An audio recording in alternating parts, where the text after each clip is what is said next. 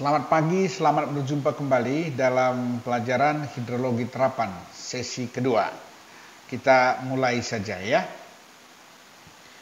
Dalam sesi kedua ini saya akan menjelaskan tentang bagaimana cara untuk mencatat curah hujan, kemudian mengolah datanya dan menganalisisnya dan untuk digunakan untuk keperluan hidrologi ya.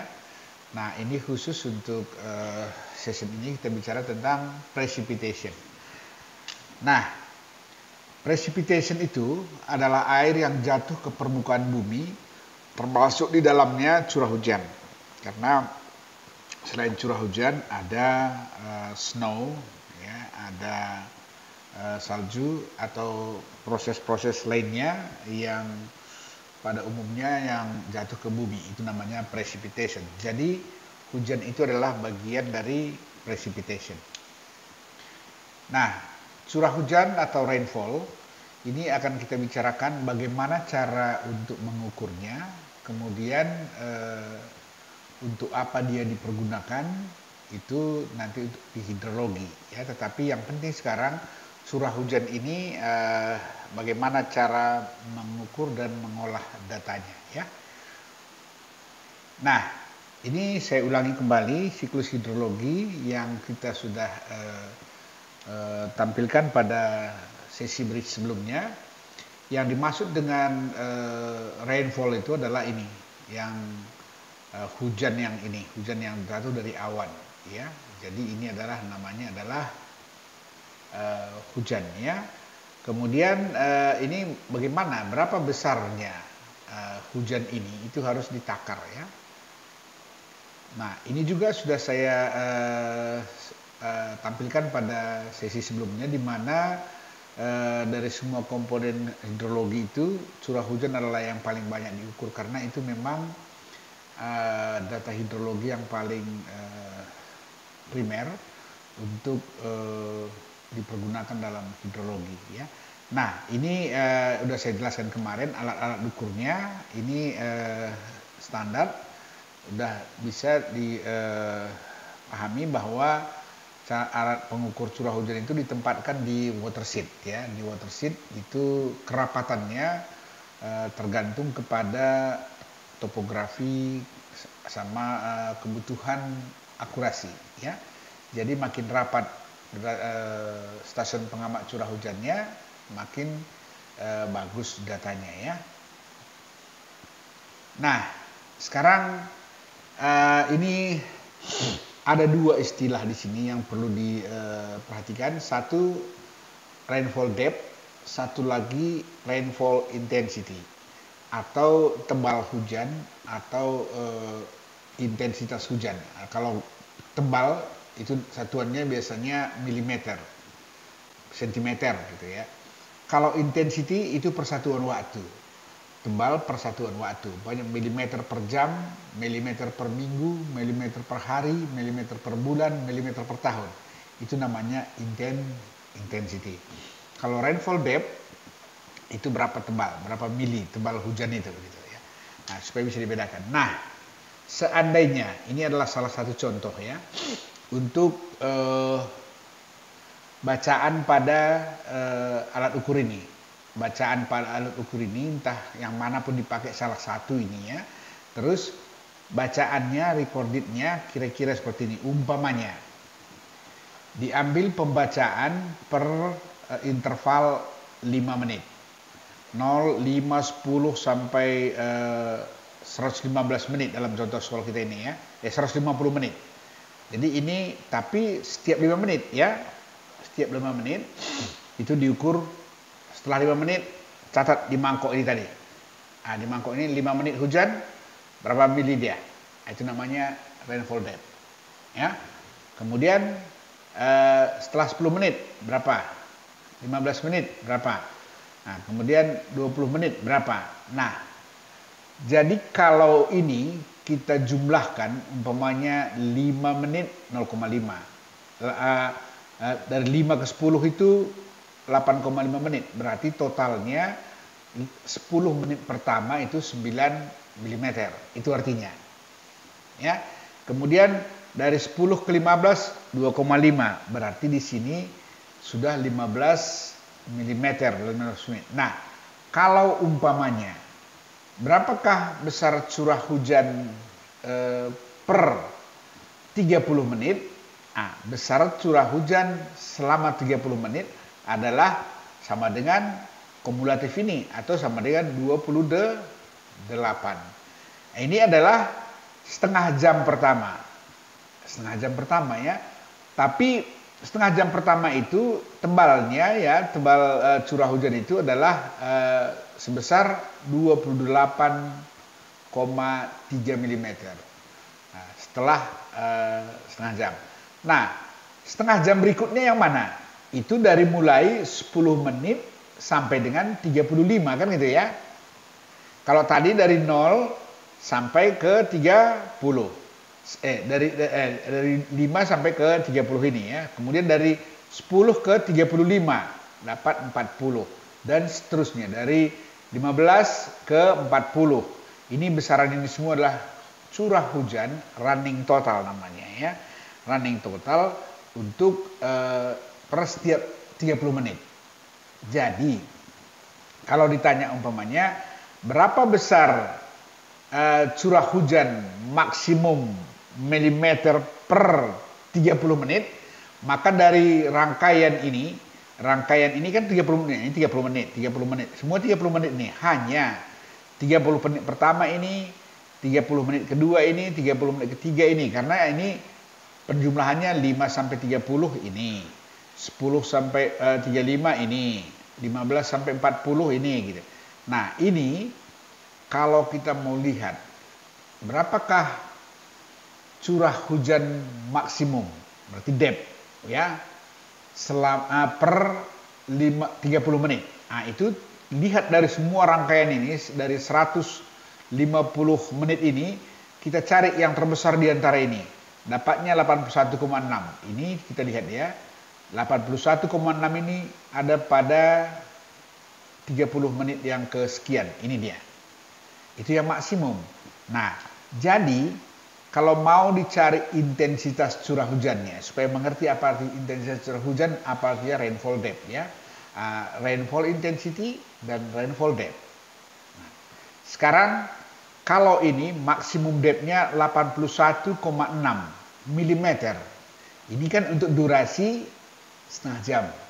Maka kalau begitu maksimum intensity ya, maksimum intensity adalah sama dengan 2 kali ini per jam ya kan. Jadi 163,2 mm per jam. Itu sudah intensitas curah hujan namanya.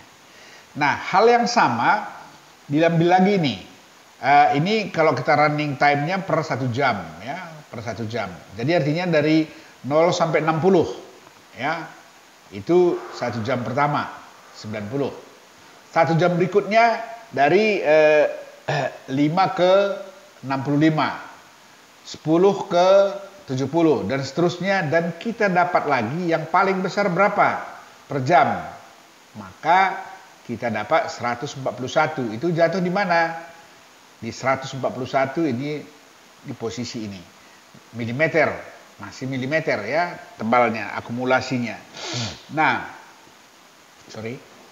kalau begitu per jam berapa? Ya itulah dia per jam maksimum. Kalau umpamanya berapakah besar curah hujan rata-rata per jam, maka itu baru jumlah per ini tadi semua, bukan diambil yang maksimumnya, ambil rata-ratanya. Totalkan seluruhnya, bagi jumlah datanya, baru kalikan 2 itu per jam. Ini pun begitu. Totalkan ini seluruhnya, bagi jumlah datanya, rata-rata. Nah, sekarang sudah bisa dipahami ya, apa yang dimaksud dengan rainfall depth and rainfall intensity. Nah, ini penting, karena nanti begini, alat ukurnya kita pasang, tapi kita nggak tahu menggunakannya gitu. Apa itu milimeter per jam, apa itu milimeter per hari gitu kan. Jadi di sini lihat ya, milimeter per jam berdasarkan running total. Untuk curah hujan per setengah jam itu curah hujan intensitas curah hujan maksimum 163,2. Untuk curah hujan yang sama ya, untuk curah hujan yang sama, kalau kita ambil data running totalnya untuk per 1 jam, itu 141. Kalau kita ambil lagi per 2 jam, bahwa 2 jam hujannya lamanya ada 2 jam, itu hanya 99,75. Kalau umpamanya curah hujannya berlangsung 5 jam, maka jam kelima akan lebih kecil lagi. Nah, inilah yang disebut namanya distribusi intensitas curah hujan dari mulai hujan jatuh sampai hujan berhenti. Ya, jadi sudah dipahami ya apa itu rainfall depth dan apa itu rainfall intensity. Nah, kalau kita buat ke dalam bar chart ya, bar chart curah hujan yang tadi itu distribusinya seperti ini. Ini adalah jumlah kedalaman hujannya, ini adalah jumlah data tadi yang 150 sekian menit ya. Nah, inilah dia data. Ini datanya kalau diplotkan seperti ini.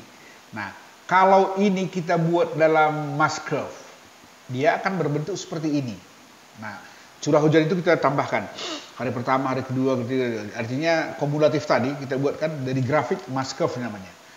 Kalau ada mass curve-nya, maka kita lihat di manakah di mass curve ini curah hujan kalau kita ambil interval per jam yang paling maksimum dari event hujan. Nah, itu lihat di sini.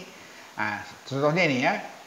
Ini untuk per 2 jam dia adalah sama dengan 141. Per 1 jam 141. Per 2 jam 199. Berarti yang maksimum itu adalah 141. Ini lebih steep, lebih tajam. Ini udah mulai landai gitu ya. Di sini agak landai, di sini tajam. Nah, sebenarnya seperti ini. Kalau mau ambil rata-ratanya, berarti kan ambil dari sini sampai ke ujung sana, gitu ya. Nah, kira-kira beginilah cara mengukur dulu ya. Dari dari alat ukur ini tadi, tahu kita mengolah datanya seperti apa. Gitu.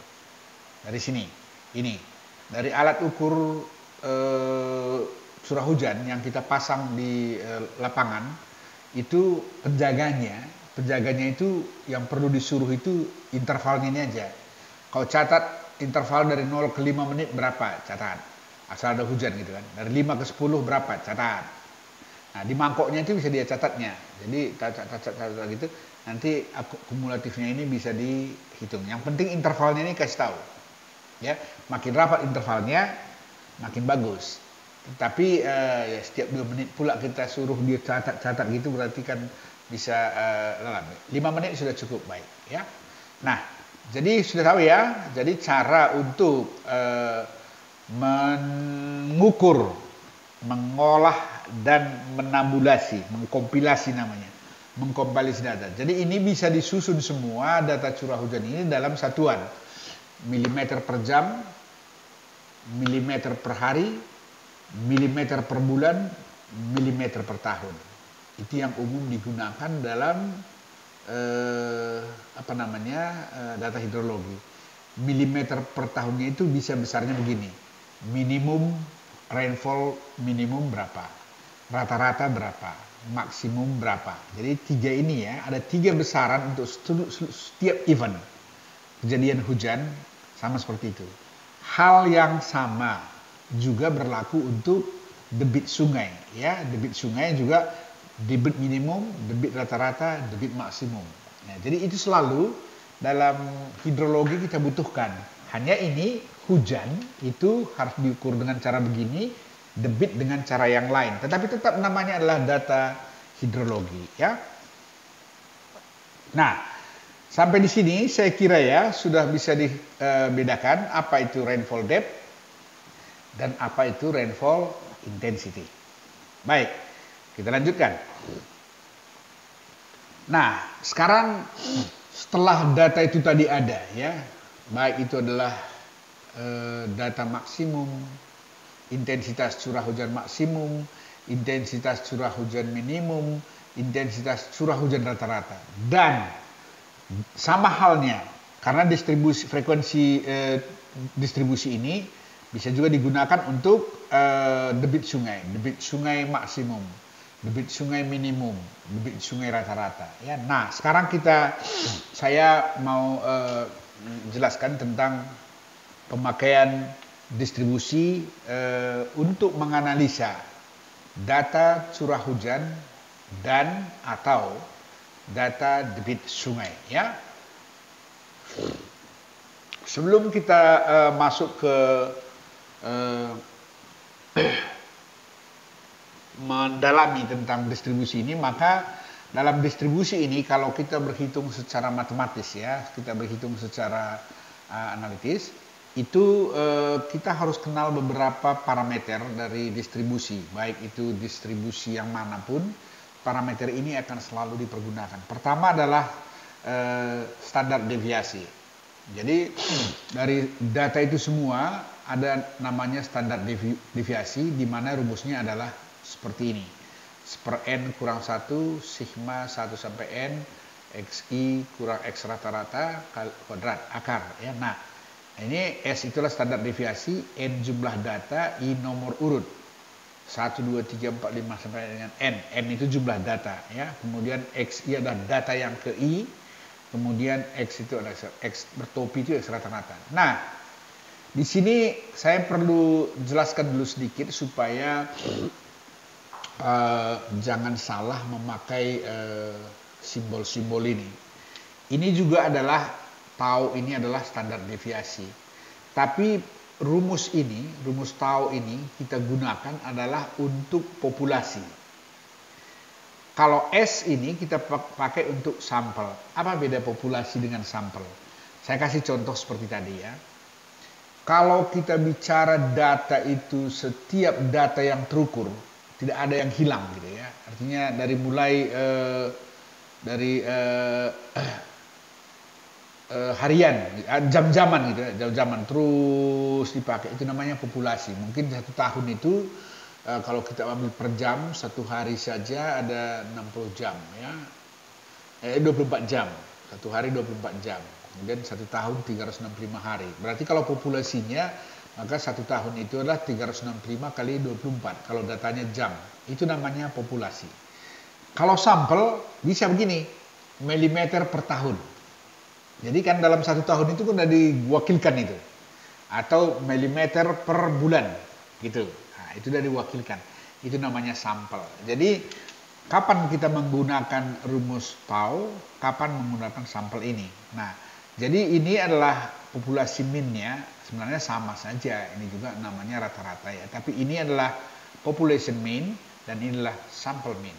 Nanti sama-sama standar deviasi ini, tapi data itu akan memberikan hitungan. Jadi ini approximately sama dengan ini, gitu. Nah, tapi yang lebih detail itulah di populasi ya. Jadi ini dulu di standar deviasi. Ini parameter yang harus diingat. Jadi apa parameter yang di sini? Pertama adalah harga rata-rata, ya. Kedua adalah standar deviasi, gitu ya. Nah, ini kemudian standar deviasi populasi dan sampel. Jadi di sini parameternya itu ada standar deviasi, ada jumlah data, kemudian harga rata-rata, kemudian urutan data, dan standar deviasi secara populasi dan sampel, gitu ya. Nah, ini semua diperlukan adalah untuk melakukan analisa frekuensi. Analisa frekuensi itu adalah return period atau periode ulang. Ya, frekuensi kemunculan itu namanya probabilitas ya. Jadi probabilitas return period. Jadi kenapa ini diperlukan dalam pengolahan data hidrologi? Karena kita ke depan kan nggak tahu hujannya seperti apa atau debit air seperti apa. Jadi kita harus proyeksikan atau forecasting namanya, peramalan. Jadi peramalan itu berdasarkan data yang sudah ada, kemudian kecenderungannya itulah kita gunakan untuk memperkirakan besaran untuk perencanaan ke depannya. Jadi hal itu perlu. Nah, jadi dalam frekuensi analisis ini atau frekuensi distribusi ini ada beberapa metode, yaitu pertama adalah distribusi normal, ya. Distribusi normal ini adalah umumnya digunakan untuk data yang terdistribusi secara normal. Normal artinya apa? Dia nggak ada skewness gitu dalam probabilitasnya itu. Jadi artinya dia probabilitas 50%-nya itu luas parabola lengkung Gauss-nya. Ini lengkung Gauss ini ya, lengkung probabilitasnya itu ke kanan dan ke kiri sama luasnya.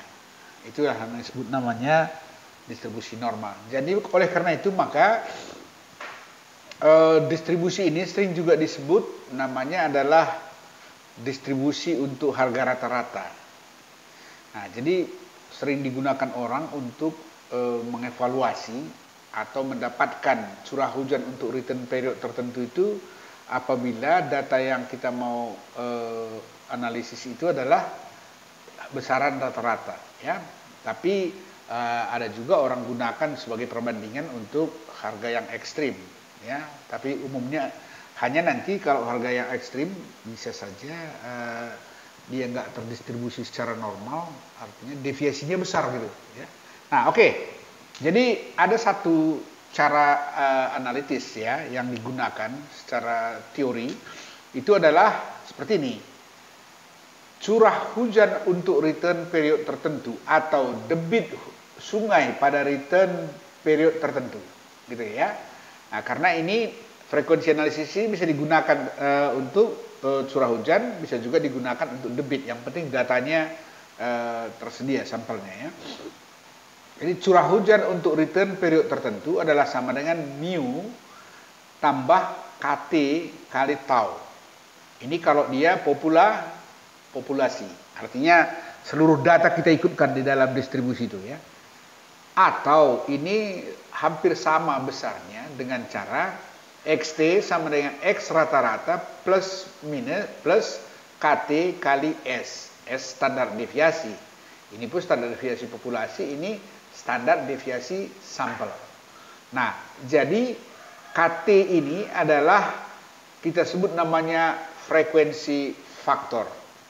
Frekuensi faktor untuk distribusi normal atau frekuensi dengan cara distribusi normal. Nah, jadi XAV ini rata-rata, X rata-rata yang ada di statistik tadi ya. KT itu faktor frekuensi untuk distribusi normal dan S standar deviasi untuk ini. Nah, kalau untuk menghitung harga rata-rata ini itu adalah jumlah seluruh data ya dari I sampai dengan N. Ini XI per N itu namanya rata-rata ya. Jadi ini besar yang ini. KT itu ini saya tampilkan di tabel ini ya. Jadi contohnya XT, kalau T-nya kita ambil periode ulangnya adalah 10 tahun. Ini yang nomor 7 ini ya. 10 tahun. Maka cari X rata-rata dari sampelnya, KT-nya adalah 0,84. Jadi peluang terpenuhinya adalah 0,1 ya. Nah, atau 10%, kan gitu ya. Nah, ini dia besar untuk return period 10 tahun 1,28, sorry bukan 0,84 ya, 1,28. Jadi masukkan 1,28 ke sini. Kalau kita pakai sampel, kalau pakai populasi yang ini ya. Ini tetap harga rata-rata ya. Nah, jadi dengan demikian ini bisa dihitung. Ini datanya ada, standar deviasinya rumusnya yang tadi ya, rumus yang ini tadi ya. Nah, ini standar deviasi ini ya kan, harga rata-rata itu adalah sama dengan seperti yang saya buat di bawah ini. Jadi ini sudah dapat standar deviasi, KT-nya ambil dari sini, periode ulangnya berapa, KT-nya seperti ini untuk distribusi normal. Nah, jadi metode ini sering juga disebut namanya adalah menghitung peluang dari satu kumpulan sampel untuk dipenuhi ya untuk dipenuhi dalam satu probabilitas dengan menggunakan frekuensi faktor. Nah, jadi ini cara matematis untuk menghitung secara teori untuk menghitung probabilitas. Nah, kalau demikian, kalau nanti, makanya saya tanyakan pokoknya kan, berapa besar curah hujan untuk probabilitas 80% dipenuhi dari serangkaian data ini kalau menggunakan frekuensi faktor dengan distribusi normal gitu. Begini caranya ya. Baik, kita lanjutkan. Jadi sekali lagi ya, baik data curah hujan maupun data debit sungai yang sampelnya ada untuk dianalisis, caranya sama ya untuk menghitung periode ulangnya. Baik, nah sekarang ada periode distribusi berikutnya, distribusi log normal. Distribusi log normal ini sebenarnya pada prinsipnya sama dengan distribusi normal, hanya dia ini dibuat dalam bentuk logaritma. Jadi AT sama dengan A average kali KT kali S. KT sama juga dengan tadi adalah faktor frekuensi, tapi faktor frekuensi untuk log normal. Beda dengan faktor frekuensi dari normal ya. Nah, jadi berapa besarnya itu bisa dihitung dengan rumus ini ya. KT sama dengan W kurang ini ada faktor W-nya semua di dalam ya, di mana W itu adalah ln 1 per probabilitas pangkat 0,5. Ini bisa kalian tabulasi kalau probabilitasnya diberikan dari mulai 5%, 10%, 20% sampai 100%, masukkan ini langsung dapat W. Begitu dapat W, maka K-nya dapat KT-nya untuk log normal. Jadi bisa ditabulasi seperti yang ini tadi ya. Dari rumus itu bisa ditabulasi dengan menggunakan rumus ini. Artinya dengan probabilitasnya ini, periode ulangnya itu masuk ke sini. Nah, ingat probabilitas itu sama dengan 1 dibagi dengan return period. Ya. Jadi kalau mau ditulis dalam return period, maka T sama dengan 1 per P gitu, ya. Jadi probabilitasnya 10%, berarti T-nya 1 per 10% gitu peluangnya ya. Nah, oke. Nah, F-nya sama, itu X rata-rata, tetapi semua dalam logaritma ini. Ini adalah logaritma data X tadi, ini adalah logaritma data ke T. Jadi prinsipnya sama, hanya yang berubah di mana? Di KT-nya. Ya, di KT-nya, standar deviasinya juga sama, cara menghitungnya dengan rumus yang pertama tadi. Saya kira log normal itu umumnya digunakan untuk harga-harga extreme value. Umpamanya minimum, harga minimum, harga maksimum gitu ya. Kalau normal tadi umumnya untuk harga rata-rata. Baik, yang ketiga, ada Gumbel distribution. Ini pun untuk nilai-nilai extreme value seperti debit banjir gitu ya, kekeringan gitu. Itu umumnya dipakai distribusi Gumbel ini. Jadi distribusi Gumbel ini sama juga, rumusnya semuanya sama, perbedaannya hanya di K ya, di K ini standar deviasi sama. Nah hanya ini KT-nya ini faktor frekuensi untuk distribusi Gumbel ini diganti dengan distribusi Gumbel ya, KT untuk distribusi Gumbel. Jadi untuk ini perbedaannya semua hanya di KT ya, ini jangan lupa ganti di sini KT untuk distribusi Gumbel, rumusnya sama ya. Berapa besar itu? Nah, ini saya buat dalam grafik ya, nanti kalian bisa lihat tabulasi juga boleh ditabelkan ini, tapi ini lihat ya. Gumbel itu menghitung K berdasarkan jumlah sampel. Umpamanya, kalau sampelnya jumlahnya 15 atau data yang mau kita olah itu 15 data gitu ya, maka dia pakai yang paling bawah ini nih. Nah, jadi untuk return period 5 tahun, contohnya ini, return period 5 tahun dengan jumlah sampel 15, maka dia 0,967 gitu ya. Jadi ini besarnya adalah 0,967 gitu. Kalau jumlah datanya 35, itu besarnya adalah samanya 0,851 gitu ya. Jadi ini besaran ini semua terlihat bahwa kalau makin besar jumlah datanya, maka kecenderungan KT-nya makin kecil. Ya. Nah, jadi ini bisa dilihat ya 4 sampai ke 3, sekian gitu. Nah, jadi oleh karena itu maka jumlah sampel ini menentukan besaran daripada nilai KT-nya. Nah, kalau KT-nya sudah dapat, tinggal masukkan ke sini. Kalau kita pakai sampel ya, biasanya kalau curah hujan bulanan, harian, tahunan gitu ya. Jadi kalau modelnya tidak setiap apa itu kita ambil, itu gunakan yang bawah ini saja ya. Tapi kalau mungkin ada data per jam, bisa pakai yang atas gitu ya. Baik, ini frekuensi Gumbel, K-nya besarnya ini. Ini di sini ada sampel untuk N15 sampai 35, ini 40 sampai 60, ini 65 sampai 80, ini 85 sampai 100. Jadi itu nilai K untuk berbagai return period. Ini ada angkanya, saya buatkan di grafik ini sehingga bisa dilihat ya. Kalau mau di screenshot nanti, di screenshot di sini kalau pakai untuk frekuensi Gumbel ya.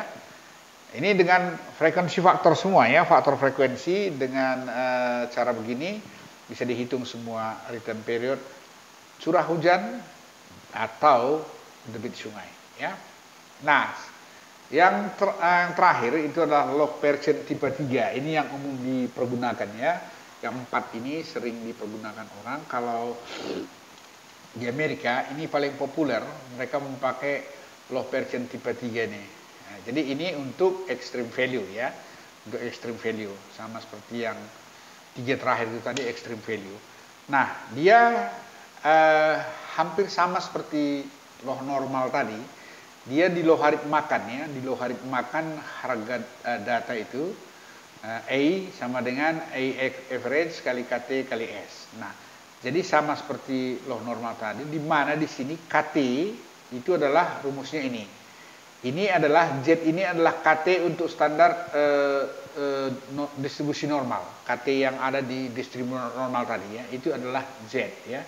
Terus kalau ini untuk log percent ini, besar KT-nya adalah ini Z tambah Z kuadrat kurang 1 kali K, di mana K adalah CS. Nah, CS ini itu coefficient skewness namanya. Jadi coefficient skewness itu log percent ini bisa berat ke kanan, bisa berat ke kiri. Kalau dia berat ke kiri namanya negative skewness, kalau dia berat ke kanan namanya positive skewness gitu, skewness. Jadi artinya kalau normal kan nggak ada berat kemana-mana, dia sama sana dengan sini gitu ya. Jadi log percent ini kenapa dia digunakan? Karena dia sudah membuat koefisien untuk yang mereng ke kiri dan mereng ke kanan ya, positive skewness dan negative skewness. Jadi kalau demikian K di sini adalah berkenaan dengan skewness-nya ini. Jadi kalau skewness itu adalah CS dibagi dengan 6. CS ini adalah koefisien skewness ya, skewness gitu ya, artinya kemerengan. Nah, jadi selebihnya sama ya. Nah, rata-rata juga sama. Nah, ini kalau kalian mau lihat penjelasan secara seksama berkenaan dengan log percent tipe 3 ini, kalian bisa lihat applied hydrology Van der Chow ya. Itu di dalam ada, ini saya copy tadi dari dalamnya untuk mendapatkan harga KT ya. KT value for percent tipe 3 distribution positive skew. Nah, jadi perhatikan ya. Ini yang positive skew ini KT-nya sebesar ini kalau CS-nya sebesar ini. Gitu. Jadi skewness-nya ditengok di sini, C1-nya berapa, nanti dilihat ke sana gitu ya. Nanti di dalam ini semua nilai KT, di mana ini adalah accidents probability. Apa artinya accidents probability? Probabilitas yang sama dengan itu atau lebih besar gitu artinya. Karena kita ceritanya kan extreme value nih, ya. Jadi extreme value seperti itu. Jadi kalau mau return period yang sebelah atas ini, tapi ini adalah probabilitas. Jadi probabilitas ini kalau ini umpamanya kalau kita lihat ini kalau kalikan 100 ya, ini kan 50% ya, gitu. Accidents probability-nya. Tapi kalau yang di atas ini adalah return period-nya ya.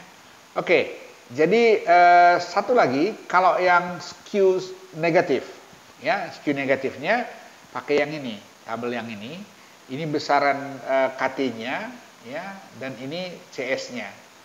Jadi kalau begitu harga CS ini itu tergantung kepada skewness-nya itu. Jadi artinya begini, kalau kita pakai return period 2 tahun, CS-nya berapa? Ini umumnya adalah yang negatif, itu semua yang belok ke kiri gitu ya. Kalau kita ambil yang arah kanannya, itu yang tadi, yang positif ini ya. Jadi skewness-nya itu bengkokan ya, bengkokan topi dari lengkungan distribusinya ya. Nah, ini adalah 4 tipe distribusi yang bisa dipergunakan dengan yang paling mudah itu dengan cara faktor frekuensi. Menggunakan faktor frekuensi adalah seperti ini ya. Jadi itu ya cara untuk menghitung atau menganalisis curah hujan untuk berbagai keperluan. Jadi kalau diperlukan umpamanya mendesain banjir untuk return period 50 tahun gitu, caranya seperti ini. Ambil data debitnya, cari frekuensi yang mana yang cocok, diperoleh debitnya ya. Kalau curah hujan, kalau kita mau gunakan cara empiris untuk menghitung debit curah hujan, kemudian cari respon runoff-nya, kemudian konversi dengan A-nya, itu kita peroleh debit juga, tapi debit secara empiris. Curah hujannya yang kita cari return periodnya. Nanti debitnya ekuivalen dengan return period curah hujannya. Baik, kita lanjutkan. Nah, masing-masing metode ini itu punya plotting method. Ada plotting paper namanya. Data itu, data apakah ada sampling atau populasi itu diplotkan di dalam paper masing-masing distribusi. Jadi itu namanya plotting method. Nah, untuk ini ada perlu dikompilasi sedikit data yang mentah itu kita buat dalam bentuk susunan yang sesuai dengan apa yang diminta oleh masing-masing plotting papernya ini. Nah, kita mulai dari plotting method ini. Ini pertama dulu ada beberapa plotting position yang perlu dipahami, itu pengertiannya supaya nanti tahu apa arti plotting method ini. Pertama ada California formula namanya. Jadi probabilitas itu P untuk X lebih besar dari XM ya. Jadi XM itu adalah data jumlah yang kesekian, data M-nya ada X, data pertama adalah umpamanya data pertama M sama dengan 1, data kedua M sama dengan 2 dan seterusnya gitu. Jadi berarti kan harus disusun probabilitas X yang lebih besar dari XM itu hanya M per N gitu. Jadi M itu adalah data yang kesekian, N itu jumlah data gitu ya. Nah, jadi kalau begitu M per N itu adalah probabilitasnya, probabilitas segini, datanya berapa? Itu yang diplotkan di papernya gitu ya. Nah, jadi dalam hal ini kalau kita gunakan formula California ini, apabila probabilitasnya 100%, maka M sama dengan N. Ini susah diplotkan di grafik itu. Jadi kalau kita pakai plotting California ini, itu dalam kondisi tertentu ada yang nggak bisa digambarkan di grafik pada saat M sama dengan N gitu ya. Nah, kemudian yang kedua, ada modifikasi ya, ada perkembangan. Ini susah kali kita kalau umpamanya ini M buatlah M kurang 1 per N. Jadi probabilitas X untuk yang lebih besar dari XM itu adalah M kurang 1 per N. Nah, jadi kan paper itu begini. Data sebelah sini, probabilitas ke sini gitu ya. Jadi kalau probabilitasnya ke atas, datanya ke sini gitu. Nanti dapat hubungannya gitu kan. Ya, karena absis sama ordinat dia. Ordinatnya biasanya probabilitas, datanya itu adalah horizontal ya, X ya. Nah, ini juga apabila M sama dengan 1 juga sulit diplotkan. Nah, jadi sebenarnya plotting position ini harus hati-hati juga memakainya, dan artinya ada yang nggak bisa diplotkan gitu. Nah, kemudian ada kompromi. Nah, ini Hazen tahun 1930 dia bikin rumusnya adalah probabilitas itu sama dengan M kurang 0,5 per N gitu. Jadi untuk data yang ke N, data yang ke M gitu ya. Nah, data yang ke M itu probabilitasnya adalah sama dengan M kurang 0,5 per N kali 100% kalau mau dalam persen gitu ya. Nah, kemudian ada Chegodayev, itu biasanya di Rusia sama Eropa Timur mereka pakai ini.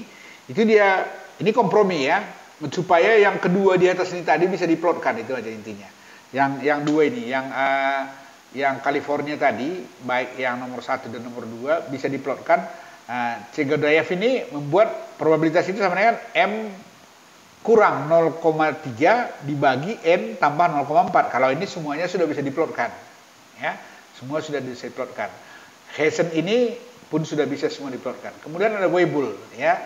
Weibull ini membuat M per N tambah 1.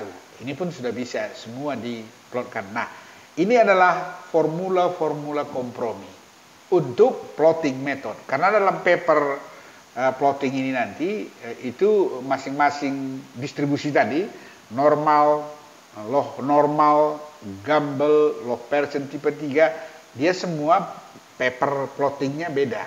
Jadi tinggal memasukkan data itu aja kita ke dalam, tapi harus tahu probabilitas ini, cara menghitungnya ya. Jadi dia tidak menggunakan metode yang di atas tadi, yang itu metode apa tadi? Metode faktor frekuensi, tapi metode plotting ya. Nah, jadi catatannya ini adalah plotting position. Apabila semua data digunakan, bukan hanya dipilih yang maksimum saja, maka formula nomor 1 bisa digunakan. Di mana N adalah pengacu kepada item data, bukan jumlah tahun pengamatan. Nah, ini formula 1 itu kalau kita lihat ini tadi adalah California. Nah, ini kalau, ini apa namanya, semua data digunakan. Ini berarti populasi. Ya, kalau tadi di faktor frekuensi, populasi dia, bukan sampling. Ya, oke. Kedua, US Water Resources Council itu menggunakan formula nomor 5, Weibull. Ya, untuk seri data maksimum tahunan dan dituliskan dalam persamaan T sama dengan N tambah 1 per N. Ini T sama dengan N tambah 1 per M itu kan sama dengan 1 per P ya. Jadi kalau tadi kalau tadi Weibull itu tulis M per N tambah 1, maka ini kan probabilitas P. Maka US Water Resources Council menggunakan T sama dengan N tambah 1 per M. Ini untuk plotting positionnya ya. Formula plotting yang paling banyak dipergunakan. Ini adalah kompromi untuk semuanya ya, untuk semua yang manapun bisa masuk, adalah M kurang B per N tambah 1 kurang 2B ya. Di mana B sama dengan 0,5 untuk Hazen yang tadi, yang formula Hazen tadi, B sama dengan 0,3 untuk Chegodayev, dan B sama dengan 0 untuk Weibull. Dan B sama dengan 3/8 untuk formula Bloom, B sama dengan 1/3 untuk Tukey, dan 0,4 untuk Gregotten. Yang 3 ini nggak saya tampilkan di sini, karena yang kita bicarakan tadi hanya saja. Nanti kalau mau lihat ini semua, bisa buka di buku Applied Hydrology ya, itu semua yang Bloom, Tukey, Gregotten itu bisa dipakai. Tapi yang umum digunakan adalah yang saya sebutkan di atas ini, plotting position ya. Oke. Nah, ini contoh satu. Ini adalah plotting distribution paper untuk distribusi normal. Nah, bentuk papernya, bentuk paper plotting dari distribusi normal ini bentuknya. Nanti bentuknya saya sudah lihat ya. Ini adalah menggambarkan lengkung Gauss. Kalau di logaritmakan, dia jadi paper begini, lurus, linear. Kalau tidak di logaritmakan kan lengkung dia, parabola ya. Nah, puncak parabolanya itu di 50% ini. Ya, ini 0,5. Ini probabilitas, ini data. Nah, ada satu plotting fit line di plotting normal paper ini adalah ada 3 titik, itu adalah dalam satu garis lurus. Yaitu satu, data untuk probabilitas 15%. Ini dia umpamanya ya, ini 15 ini. Data untuk probabilitas 50%. Dan data untuk probabilitas 85%. Itu yang merah ini. 3 garis itu harus dalam satu garis lurus. Itulah fit line-nya. Itulah yang betul-betul artinya normal distribusi dia. Sama kiri sama kanan. Data kita, kalau kita plotkan, kalau kita pakai plotting system dengan P sama M per N tambah 1, ya ini kan Weibull tadi ya. Kita pakai metode Weibull untuk plottingnya umpamanya gitu ya. Maka P sama M per N tambah 1, maka kita bisa plotkan ini semua. Ini probabilitas ini ke atas dapat seperti itu ya. Ini. Data yang berhubungan dengan probabilitas ini adalah yang X ini. Yang X ini, yang titik-titik ini semua. Nah, titik-titik ini. Nah, ini di mana momennya ya, momen dari data-data ini, di mana dia yang paling banyak bertemu. Artinya momen itu jarak dibagi per jarak total nanti. Jarak ini kalau ke kanan positif, ke sini negatif gitu kan. Jumlah kuadrat yang ini tambah ini tambah ini tambah ini tambah ini dikalikan sehingga dapatlah garis ini. Nah, setelah dapat garis ini garis ini biasanya kalau analitis baru pakai apa namanya itu tadi fit line itu ya. Tetapi kalau pakai apa? Pakai rumus titik berat tadi. Tapi secara visual Anda bisa lihat ini di mana kira-kira mewakili garis yang ini. Kalau ini tambah jauh dari fit line-nya, contohnya gini, itulah deviasinya. Jadi kalau ada toleransi deviasi dalam satu distribusi, kalau standar deviasinya terlalu besar, berarti ada beberapa data yang ini yang harus kita abaikan, keluarkan, supaya dia bisa terdistribusi secara normal. Ya. Jadi itu artinya. Jadi dengan cara begini, hasilnya sama. Ya. Jadi umpamanya untuk probabilitas 80%, cari 0,8. Nah, kalau umpamanya nanti setelah dapat adjustment dari plotting sama fit line ini, maka mungkin ini cari ke bawah. Berapa curah hujannya, gitu ya. Atau berapa debitnya, gitu. Nah, dengan begitu, maka normal distribution ini bisa dengan menggunakan plotting position. Jadi ada 2 ya cara ya. Satu bisa dengan frequency factor, satu bisa dengan plotting paper. Normal ya. Nah, hal yang sama bisa Anda gunakan untuk loh normal. Loh normal seperti ini dia, ya. Jadi ini lihat ya. Kalau tadi ya saya kasih tahu ini. Ini ke arah X kan linear. Ke arah Y logaritmik. Gitu ya. Kalau ini ke sini logaritma probabilitasnya logaritma pangkat 2, ini logaritma pangkat 1. Karena data itu tadi dilohkan gitu. Nah, tinggal di dalam ini data diplotkan semua. Data yang terbaca diplotkan sehingga nanti akan membuat garis lurus lagi seperti yang tadi. Ya, jadi artinya ini sama dengan metode cara plotting yang ini, yang bulat-bulat di data ini. Ini pun nanti setelah dihitung P M per N tambah 1 dengan Weibull contohnya kan. Nah, ini kan probabilitas ke sini nih. Ini Weibullnya ke sini, datanya nanti ke sini. Nah, dimasukin.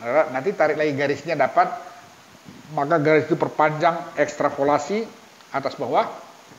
Anda bisa dapat besar data curah hujan atau debit, tergantung data apa digunakan. Hal yang sama Gumbel.